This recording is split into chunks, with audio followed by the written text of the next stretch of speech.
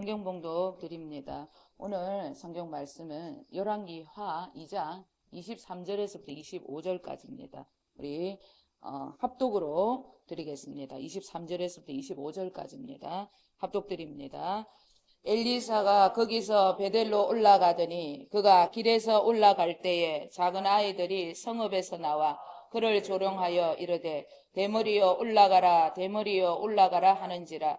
엘리사가 뒤로 돌이켜 그들을 보고 여호와의 이름으로 저주하며 그 숯불에서 앙콥 둘이 나와서 아이들 중에 42명을 찢었더라. 엘리사가 거기서부터 갈멜산으로 가고 거기서 사마리아로 돌아왔더라. 아멘. 카이로스라는 말은 그리스도어로 기회의 신이라는 뜻입니다. 그리스도 신화에 나오는 시간의 신의 이름이에요. 우리가 내 인생에 있어서 이런 꿈, 이런 기회가 있으면 좋겠다는 생각들이 있다면, 나는 이런 꿈을 꾸고 싶다. 그리고 나는 나에게 이런 기회가 왔으면 좋겠다. 이런 생각들이 있다면 반드시 주관적인 시간입니다. 크로노스라는 이 시간의 소중함을 깊이 생각하시고 하루하루를 정말 주님 안에서 귀하게 쓰시면 반드시 나에게 카이로스의 시간이 주어집니다. 성경에는 요셉과 다윗이라는 믿음의 조상님 두 분이 나오는데 제가 참 좋아합니다. 요셉과 다윗은 엄청난 시련을 겪은 그런 인물입니다. 어느 유명한 스타가 이런 말을 하던데 은혜가 되더라고요.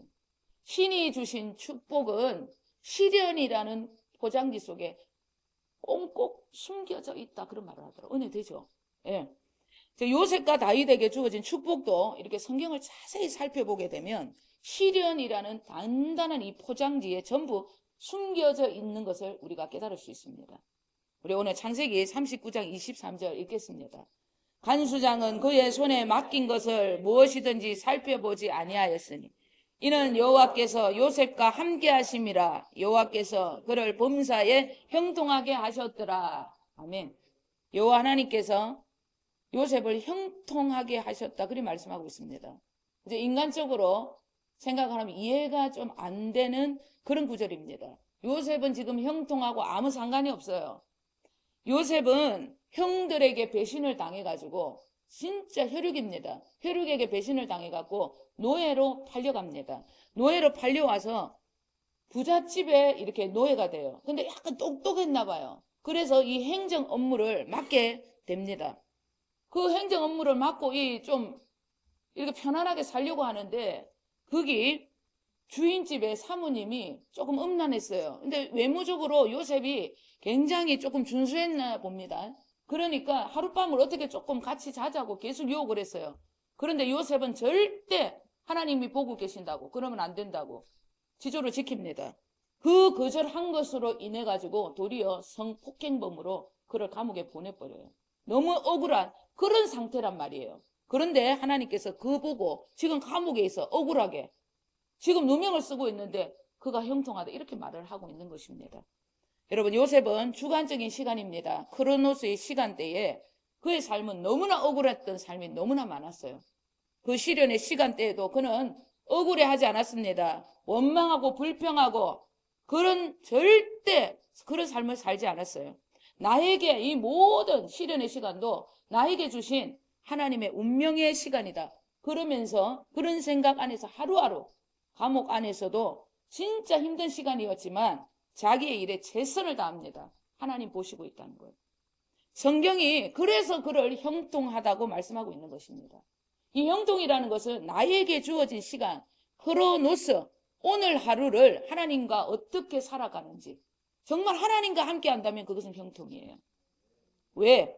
하루하루 이렇게 살다 보면 카이로스, 기회의 신, 그 하나님께서 우리에게 놀라운 시간을 허락하시기 때문입니다. 요셉은 이렇게 하루하루 하나님 안에서 살았습니다. 그랬기에 기회의 신이 카이로스의 시간이 그를 여러분 주인공으로 만들어준 거예요. 하루아침에 그를 대애굽의 국무총리로 세워가지고 온 세상의 영혼들을 책임지게 만들어버립니다. 길기 때문에 말씀을 더 드릴 수는 없어요. 시간이 없어서. 너무나 멋있는 그런 믿음의 조상님으로 등극을 하게 된 겁니다. 카이로스의 주인공이 여러분 되었다는 거예요. 사무엘상 우리 30장 6절 다 함께 읽겠습니다. 백성들이 자녀들 때문에 마음이 슬퍼서 다윗을 돌로 치자 하니 다윗이 크게 다급하였으나 그의 하나님 여호와를 힘입고 용기를 얻었더라. 아멘. 이 말씀은 다윗의 이야기입니다. 정치적으로 배신을 당했어요. 진짜 열심히 사울왕 밑에서 일했는데 너무 똑똑하고 전쟁에도 능한 용사가 되어 놓으니까는 백성들이 다윗이 지나갈 때마다 사울왕은 천천히요, 다윗왕은 만만입니다. 이렇게 찬양을 부르는 거예요. 그러니까 사울왕이 시기 질투가 나갔고 다윗을 죽이려고 했습니다. 그래서 다윗은 원수의 나라 블레셋 땅으로 망명을 한 거예요.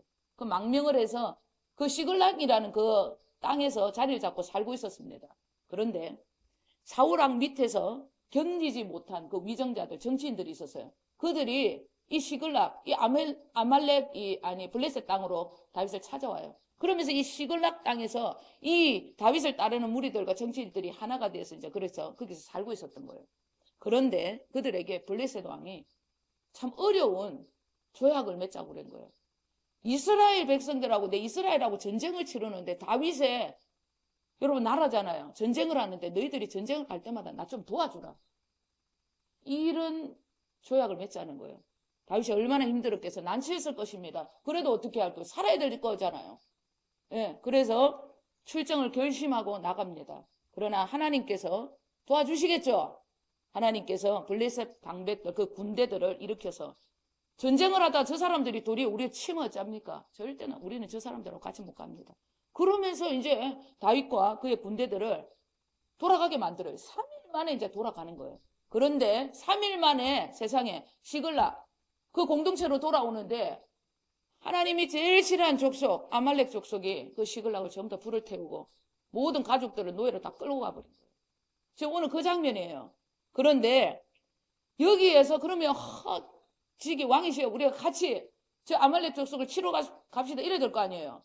그런데 저거 힘들 때 찾아와갖고 살려달라고 했던 그 정치인들이 그 순간 눈이 뒤집혀져가지고 다윗을 죽여버리려고 한 거예요.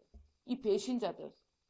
그 배신자들이 있는 그 속에서 그 시간에 다윗은 하나님만 찾았다. 다급했는데도 여호와 하나님께 기도해서 힘을 얻어서 용기를 얻었다는 거예요. 그 용기를 얻었고 이 배신자들 너것들 한번 두고 보자 이렇게 안 했는 거예요. 예, 저들은 내 원수가 아니다. 하나님께서 네 원수는 네 배신자가 아니고 아말렉 족속이다. 그러면서 이들과 함께 다시 내가 하나님께서 응답했다. 같이 가자. 그러면서 아말렉을 쫓아가고 모든 걸 하나도 잃지 않고 다 찾아옵니다. 여러분 시련과 배신이라는 이 시간 속에서 다윗은 누구만 오직 여호와 하나님 예수 그리스도 그분만을 찾았다는 거예요. 여러분 이것이 형통입니다. 다윗은 이 크로노스의 시간을 하나님과 함께 했기 때문에 통일 이스라엘 왕국의 황제로 등극을 합니다. 뿐만 아닙니다. 예수 그리스도 구원자 그분의 혈통의 집안이 될 수 있었던 것입니다. 축복은 모든 축복은 시련이라는 포장지에 이렇게 쌓여 있는 것입니다.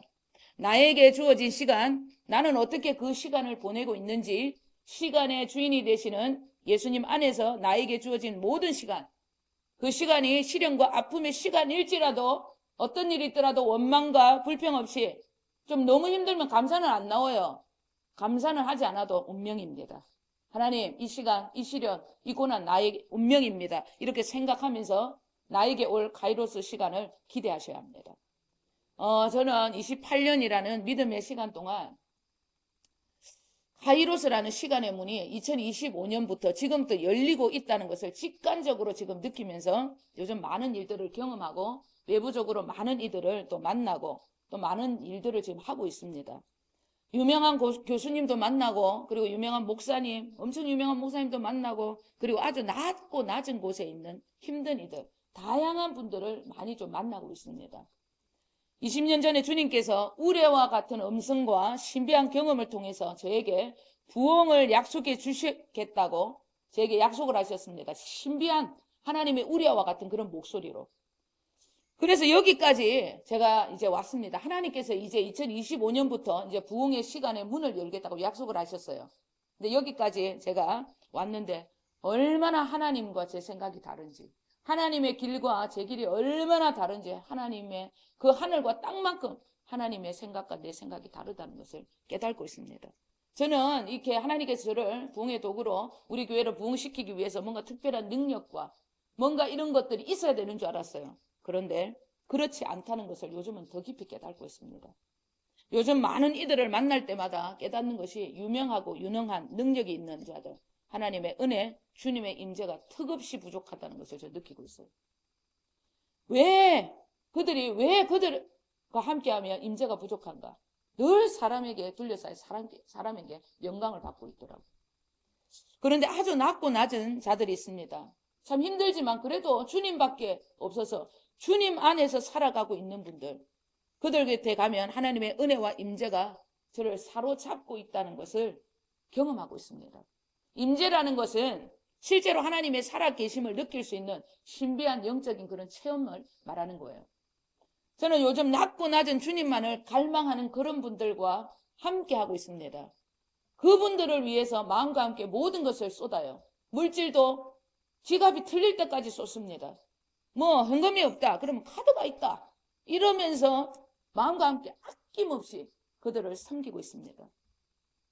주님께서 저에게 늘 기억을 하라고 말씀하신 거, 사람 귀하게 여겨야 한다. 그리고 하나님께서 사랑은 말이 아니다, 행동이다. 이런 말씀과 함께 저는 부흥의 도구로 하나님께서 나에게 무슨 말씀을 하고 있는가, 그렇게 영혼들을 섬기고 사랑하는 것이다. 주님의 심장을 가지고 사역하는 것이 부흥이다, 이 말씀을 하시고 있다는 것을 뼈저리게 지금 가슴 깊이 느끼고 있습니다. 이런 주님의 심장을 가지고 영혼들을 대하고 이게 성경을 여러분 묵상하고 찾아보고 있으니까 하나님께서 인간을 얼마나 사랑하는지, 성경은 전부 하나님 아버지의 사랑, 영원 사랑이 전부라는 것을 지금 깨닫고 있습니다. 성경의 인물 중에 제일 오래 살았던 인물이 있습니다. 모두셀라라는 사람이 있어요. 에녹의 아들입니다. 그 사람이 몇 년을 살았냐면 969세까지 살았어요. 1000년 가까이 살았습니다. 왜 하나님께서 그를 그렇게 오래 살려두셨는지 성경에 보면 누가 누구를 낳고 누가 누구를 낳고 쓸데없는 거 왜 이렇게 기록해서 읽기도 싫어. 그런데 그런 족보책을 봐도 모든 것이 하나님의 사랑이라는 것을 깨닫고 있습니다. 거기에 하나님의 사랑에 눈을 뜨고 있어요. 그의 이름은, 모두셀라라는 이름은 그가 죽으면 심판이 임한다 이런 뜻이에요. 실제로 그가 죽은 후 노아의 시대 때에 물심판으로 온 세상에 있었던 인생들이 전부 멸망을 받고 맙니다. 모두셀라가 죽고 난 뒤에 노아 시대 때에 노아의 그 방주 사건 알죠? 물심판이 임한 거예요. 노아의 가족 8명만 남기고 모든 사람들이 다 멸망해서 죽습니다. 하나님께서 왜 이 노아의 가족들만 살려두는가? 하나님께서 구속사를 이어가기 위해서. 하나님께서 왜 모두셀라를 그렇게 제일 오래 살려두셨는가? 한 영혼이라도 하나님 돌아오게 하시고. 아무도 안 돌아와요. 이제는 너무 세상이 악해져서 모든 사람의 생각이 전부 다 악한 생각밖에 없다고 그랬어요. 세상이 전부 악으로 물들은 거예요. 그러니까 노아의 가족까지 물들까 봐 주님은 어쩔 수 없이 그렇게 969세가 되는 모두셀라의 그 마지막 때에 물심판을 하실 수밖에 없었어요. 저 그리심산 그 산에 하나님께서 노아의 그 방주를 약 100년 가까이 짓게 만듭니다. 축구장 경기만큼의. 그 100년 동안 짓게 했는데도 아무도 보이게끔 심판을 말씀하셨는데도 아무도 여러분 여호와 하나님을 믿지 않습니다. 하나님의 말씀을 업신여기고 거부합니다.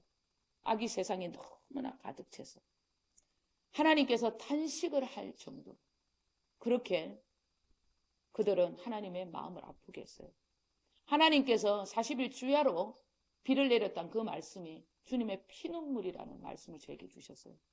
하나님이 얼마나 영혼을 사랑하시는지 여러분 그 하나님의 그 사랑의 마음을 우리는 여러분 받으셔야 합니다. 하나님께서 1000년을 가까이 심판을 얘기하고 기다렸어요. 그래서 하나님은 여러분 사랑의 하나님이신 거예요. 여러분은 누가 나한테 찌르는 소리하고 나를 아프게 하면 하루도 못 참아요. 인간은 그래요. 근데 하나님 1000년을 참으신 거예요. 사랑의 하나님이시기 때문입니다. 여러분 베드로후서 3장 8절에서부터 9절 우리 함께 읽겠습니다. 사랑하는 자들아, 주께는 하루가 천년 같고 천년이 하루 같다는 이 한 가지를 잊지 말라. 주의 약속은 어떤 이들이 더디다고 생각하는 것 같이 더딘 것이 아니라 오직 주께서는 너희를 대하여 오래 참으사 아무도 멸망하지 아니하고 다 회개하기에 이르기를 원하시느니라. 아멘. 하나님의 사랑은 이 세상의 모든 인생들이 전부 다 회개함으로 당신께 돌아오도록 천년의 시간을 기다려주시는 너무나 우리를 사랑하시는 인내의 사랑에 하나님이 지금 우리가 믿고 따르는 하나님이시라는 것을 결코 잊지 않으셔야 합니다. 하나님이 인간을 얼마나 사랑하는지 이 사랑을 알리는 곳이 교회입니다. 그리고 그 사랑의 이야기가 바로 성경이라는 거예요. 그런데 성경이 전부 하나님의 사랑이라고 하는데 전부 하나님의 사랑이라고 말씀을 하고 있어요. 성경이. 그런데 성경의 난해 구절들이 너무나 많아요. 하나님은 사랑이라는데 너무 이상한 구절이 많아요. 그 난해 구절 중에 최고로 이상한 구절이 오늘 본문의 내용입니다. 오늘 본문의 주인공 엘리사 선지자는 지금으로부터 얘기하면 목사, 선교사 이런 분입니다. 목사가 선교사가 자기 보고 대머리라고 조롱을 한다고 어린 아이들을 42명이나 저주해서 죽여버렸다. 오늘 본문이 이 말씀이에요. 하나님은 사랑이라는데 한 명도 아니고 42명입니다. 최근 영남권에 산불이 났잖아요. 26명이 진짜 아까운 생명이 죽었어요. 너무 가슴 아픈 이야기잖아요. 그런데 하나님의 이름으로 저주를 해서 하나님의 선지자가 주의 종이 42명이나 되는 아이들을 죽였다고 성경에 이렇게 나오는 거예요. 이 일이 무지할 정도로 무서운 분이 하나님이시라고 이렇게 오해할 수 있습니다. 이런 구절을 보면 의문이잖아요. 여러분 구약의 성경은 신약의 성경보다 원어가 아주 다르게 해석된 부분들이 너무나 많아요.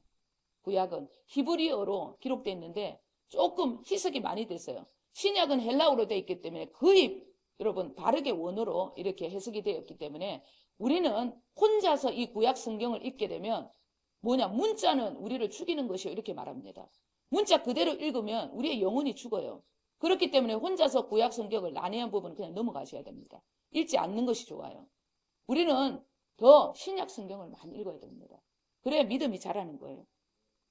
여러분 오늘 23절을 한 번 더 읽겠습니다. 엘리사가 거기서 베델로 올라가더니 그가 길에서 올라갈 때 작은 아이들이 성읍에서 나와 그를 조롱하여 이르되 대머리여 올라가라 대머리여 올라가라 하는지라. 아멘. 오늘 이 배경의 시간대는 엘리사의 스승님이 있습니다. 엘리야 선지자가 있잖아요. 그 엘리야 선지자가 죽음 없이 산채로 하늘로 올라갔어요. 엘리야 선지자가 죽음 없이 산채로 하늘로 올라간 이 부활의 사건은 신약시대 때 예수님, 죽음에서 일어나 부활하신 예수님이 하늘로 올라가신 성천하신 인류의 구원자로 오신 예수 그리스도 그 분의 그 놀라운 그 사건을 부활의 사건을 예표한 지금 사건입니다. 오늘 이 본문의 사건은 엘리사 선지자는 스승님이 산채로 하늘로 올라가심을 본 부활을 직접 목격한 유일한 산증인이에요. 부활을 여러분 목격한 산증인이라는 거예요. 그래서 그가 지금 베델로 갔다가 여러 가지 어디로 가가지고 지금 복음을 이 부활의 여호와 하나님을 증거하러 다녔다는 것입니다. 우리 민족이 믿고 따르는 여호와 하나님만이 인간을 영원히 살 수 있는 부활시킬 수 있는 그런 분이라는 유일신이라는 것을 그는 직접 목격을 했기 때문에 그 산증인이 되어서 여호와 하나님만이 참신이다. 인간의 유일한 구원자시다. 그러니까 누구라도 여호와 하나님을 믿고 천국 백성이 되어 영생을 얻자. 요렇게 복음을 여러분 외치면서 그렇게 다녔다는 거예요. 엘리사 선지자는 인간이 천국에서 영원히 살 수 있는 놀라운 비밀, 이 복음, 이 부활의 산증인이었습니다. 그런 그가 이 부활을 증거하기 위해서 베델로 올라가는 길이었어요. 그 마을에서 그런데 작은 아이들이 나와서 그를 대머리야 대머리야 이러면서 조롱을 했다고 이렇게 나오는 겁니다. 여기에서 말하는 성읍에서 나온 아이들은 어린 아이들이라는 뜻이 아닙니다. 당시 베델에는 금송아지를 섬기는 이단 숭배자들이 엄청 많았습니다. 그 성읍에는 이단 숭배자들, 그를 따르는 이단적인 사상에 젖어 있어서 여호와 하나님의 구속사를 방해했던 젊은 청년들의 무리들이 많았습니다. 예, 여호와 하나님이 유일신이라는 구원자라는 것을 방해했던 그런 무리들이라는 뜻이에요. 그 무리들이 외모적으로 볼품이 없었던 엘리사 선지자, 농사꾼이었습니다. 그는 처음부터 선지자가 아니었어요. 농사를 짓는 그런 사람이었어요. 그러한 사람이 하나님 기름 부어서 선지자로 만드는 거예요. 볼품이 없었어요. 대머리였습니다. 그런데 그를 보고 막 놀린 거예요. 조롱을 한 겁니다. 무엇을 조롱했는데 그의 대머리를 보고 조롱한 것이 아닙니다. 그를 보고 조롱한 것이 아니에요. 무슨 조롱을 했냐면, 야, 이 거짓말쟁이야. 너그 스승님 엘리야 선지자가 죽음 없이 하늘로 올라갔다고, 너 여호와 신이 그분만이 부활의 신이고 영원히 인간들을 살려줄 수 있는 그런 유일한 구원자라고 어디서 거짓말하고 다니는. 그러면서 엘리사 선지자가 가는 곳마다 따라다니면서 이 부활의 증인, 이 외침을 방해했던 거예요. 그러면서 이 대머리야 니도 한번 올라가봐. 누구 스승님이 올라갔다면서 산채로. 그럼 니도 우리 눈앞에서 한번 올라가봐라 이 대머리야. 이렇게 조롱을 한 거예요. 젊은 청년들이. 여러분, 부활의 성천을 조롱한 여호와 하나님의 구속사, 예수 그리스도의 죽음과 부활을 통해 인간에게 살 길, 천국의 길을 열어주고 있는 그 엘리사, 하나님의 일을 이단 숭배자 베델에서 금송아지를 섬기는 그러한 이단 사상자들이 엘리사 선지자를 따라다니면서 놀렸다는 거예요. 조롱을 했다는 거예요. 하나님의 일을 방해했다는 거예요. 이 말은 하나님의 그 부활의 산 증인을 방해하고 이 부활을 증거하는 것을 방해하는 자들의 끝이 이렇다는 것을 말씀하시는 거예요. 예수 없이면, 부활의 주님을 만나지 못하면 모든 자들이 이렇게 죽고 만다는 거예요. 그 부활의 주님을 조롱하고 그 주님을 믿지 않는 자들은 결코 이렇게 멸망할 수밖에 없다는 것을 말씀하는 구절이 오늘 본문이라는 것입니다. 24절 우리 다 함께 읽겠습니다. 엘리사가 뒤로 돌이켜 그들을 보고 여호와의 이름으로 저주하며 그 숯불에서 암곰 둘이 나와서 아이들 중에 42명을 찢었더라. 아멘. 하나님께서 이렇게 했다는 것은, 여러분, 엘리사는 그냥 가던 길을 간 거예요. 그런데 엘리사를 붙들고 있었던 부활의 증인, 그 여호와 하나님, 우리 주님께서 엘리사를 갑자기 돌이킨 거예요. 그러면서 그 입을 열어서 하나님이 하신 거예요. 엘리사가 한 거 아닙니다. 그러면서 부활을 대적하는 자들이 어떻게 되는지 하나님께서 심판을 말씀하신 거예요. 엘리사에게. 엘리사는 그것을 보고 또 더 급하게 부활을 증거하고 온 순회, 여러분, 선교사가 돼서 진짜 부흥사가 되고 선지자가 돼서 돌아다닙니다. 이것이 엘리사의, 여러분, 사명이었던 것입니다. 엘리사는 죽었을 때도 그 뼈에 엘리사가 죽은 그 시체, 엘리사가 죽은 지 오래됐는데 그 뼈에 시체를 갖다 놔도 시체가 살아버려요. 여러분, 부활이라는 것은 이런 거예요. 예수님께서 죽은 나사로를 3일 만에, 사흘 만에 찾아왔어요. 그 나사로의 여동생이 이야기했잖아요. 예수님이 있었으면 오빠 안 죽었습니다. 얘기합니다. 너 오빠 산다. 예, 마지막 때 오빠 부활해서 우리가 천국 가는 거 저 압니다. 아니, 너희가 지금 믿으면 영광을 보리라. 지금 믿으면 영광을 보리라. 그것이 원어예요. 네가 믿으면 이것이 아니라 지금 믿으면 영광을 본다는 거예요.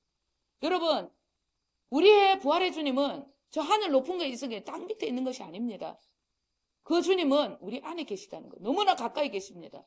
지금 나와 함께 계시는 그 부활의 주님, 그 주님을 믿으셔야 한다는 거예요. 그래야 우리의 인생이 마른 막대기와 같은 인생이 능력의 지팡이가 되는 거예요. 그 주님을 믿으라는 것입니다. 우리 사도행전 1장 22절 다 함께 읽겠습니다. 항상 우리와 함께 다니던 사람 중에 하나를 세워 우리와 더불어 예수께서 부활하심을 증언할 사람이 되게 하여야 하리라 하거늘. 아멘. 예수님의 시대 때에도요, 모든 이들이, 제자들이 이 부활의 주님을 증거했다. 가룟 유다가 죽고 난 뒤에 한 자리가 비었습니다. 그 자리를 빈 것을 누가 채우냐면 부활을 본 자, 그를 하나님의 제자로, 주님의 제자로 세웠다는 거예요. 부활이 이 정도로 중요하다는 것입니다. 그리고 많은 제자들은 이 부활을 증거할 때 여러분 박해를 받습니다. 우리 사도행전 4장 1절부터 3절 읽겠습니다. 사도들이 백성에게 말할 때에 제사장들과 성전 맡은 자와 사두개인들이 이르러 예수 안에 죽은 자의 부활이 있다고 백성을 가르치고 전함을 싫어하여 그들을 잡음에 날이 이미 저물므로 이튿날까지 가두었으니. 예수님의 제자들이 부활이 있다고 외쳤습니다. 그 부활의 외침에 제자들이 감옥에 갇힙니다. 박해를 받습니다. 그 부활의 주님을 증거했기 때문에. 여러분, 기독교의 종교는 부활의 종교입니다. 이 부활이 없으면 전부 여러분 지옥으로 다 떨어지는 거예요. 예수님이 십자가의 죽음 앞에 머물면 안 돼요. 그 예수님이 어떻게 부활하셨습니다. 그것을 여러분 기억을 하셔야 된다는 거 잊지 않으셔야 합니다. 여러분, 이 부활이 없다면 절대 우리는 천국 갈 수 없습니다. 이 땅에서 영혼과 육이 분리되는 첫 번째 죽음. 그 죽음은 우리는 걱정할 거 없어요. 왜? 우리 영혼 속에 주님이 계시기 때문에 우리의 영혼을 주님 데리고 갑니다. 근데 두 번째 여러분 죽음이 심판이에요. 두 번째, 이 땅에서 영혼과 몸이 분리되는 것은 첫 번째 죽음. 이 첫 번째 죽음에는 심판이 아닙니다. 영혼과 육이 분리되는 것. 두 번째 죽음이 심판이에요. 여러분, 죽음이에요. 그런데 이 부활의 주님을 믿는 자들에게는 심판이 없습니다. 두 번째 죽음이 없어요. 자, 우리 요한복음 11장 25절 읽겠습니다. 예수께서 이르시되 나는 부활이요 생명이니 나를 믿는 자는 죽어도 살겠고. 아멘. 이게 무슨 말이냐면 나를 믿는 자는, 부활의 주님을 믿는 자는 생명이 있는데 나를 믿는 자는 이 땅에서 죽음이 찾아와도 영원히 산다는 거예요. 우리는 영원히 살 수 있는 천국의 백성들입니다.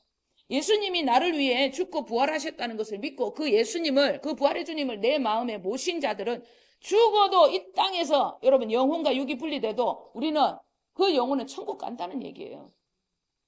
육은 이 땅에 묻힌 자 하더라도 뼈가루를 여러분 이렇게 태운다 하더라도 우리의 영혼은 내 안에 계신 주님이 나를 안고 천국으로 올라간다는 거 믿으셔야 합니다. 왜? 우리 안에 계신 주님은 부활의 주님이기 때문에.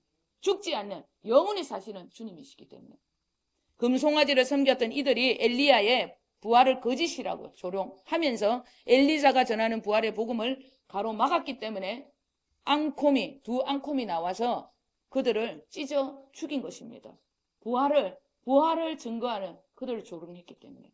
여러분, 부활은 너무나 중요합니다. 부활이 없다고 인간이 어떻게 영원히 사냐고. 기독교의 중요한 이 진리를 방해하는 이들 주님이 제일 싫어합니다. 복음을 듣고 예수 그리스도를 나의 마음에 영접하고 그 주님을 믿고 따르는 자들, 그리스도 안에서 영원히 사는 부활의 주인공들이 될 수 있습니다. 기독교는 부활 종교입니다. 안식일을 부활절로 바꿀 만큼 기독교의 부활은 너무나 중요하다는 것을 기억하셔야 합니다. 325년에 터키입니다. 지금의 터키인데 니케아 공의회에서 세계 종교회의가 열렸어요. 그 종교회의에서 지구상의 모든 교회들은 이 일요일 주님이 부활하신 이 날을 안식일 주일날로 정해야 한다는 것을 지정할 정도로 모든 여러분 정말 모였던 종교 지도자들이 이 부활이 너무나 중요하다는 것을 깨닫기 때문에 토요일이 여러분 안식일이었는데 이 안식일이 어떻게 주일로 부활주일로 바뀐 거예요. 그래서 하나님의 교회가 말하는 그건 전부 다 이단적인 거예요. 부활에 그 주님이 부활하신 그날을 우리가 매주 그 부활의 주님을 경험하자. 이래서 부활절이 주일이 안식일이 된 거예요. 이것을 여러분 기억을 하셔야 됩니다. 우리는 날마다 주일에 한 번씩 부활하는 거예요. 새롭게 태어나는 것입니다. 여러분 부활절에 드리려지는 이 주일 예배에 참석하신 모든 분들 한 분도 빠짐없이 천국에서 영원히 사시는 부활의 믿음, 그 믿음의 산 증인이 되시길 우리 주 예수 그리스도 이름으로 간절히 축원드립니다. 기도하겠습니다. 아버지 하나님,